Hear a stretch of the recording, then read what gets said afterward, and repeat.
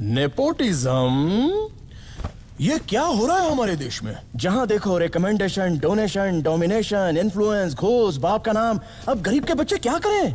मेहनत करके first rank लाने वाला क्या करे? बिना घूस लिए काम करने वाला ऑफिसर क्या करे? हल चलाने वाला क्या करे? अकेला घुस के सर काटने वाला क्या करे? Direct.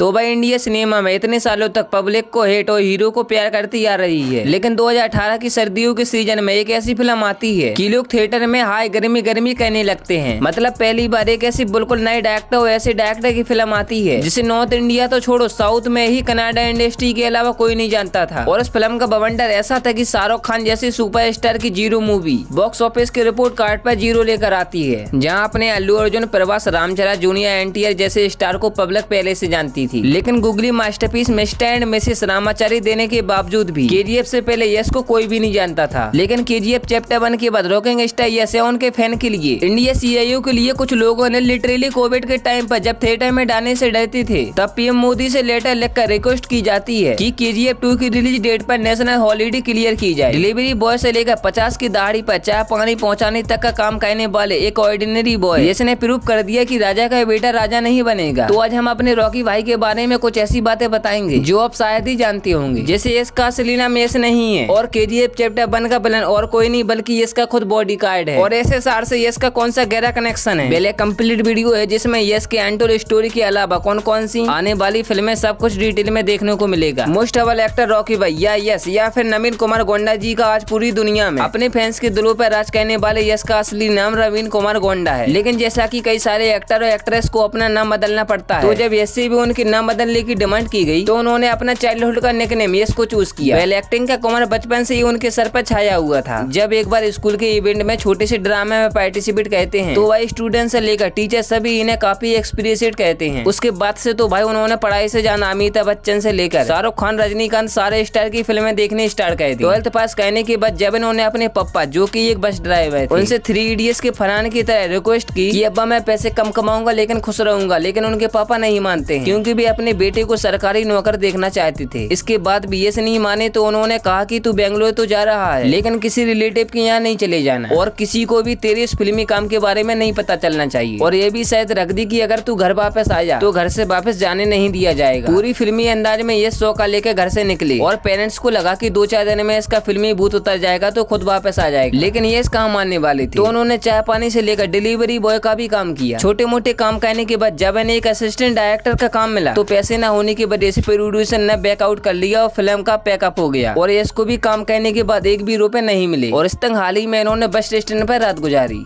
Then yeah, I went there. I stayed in a bus stand for a whole night.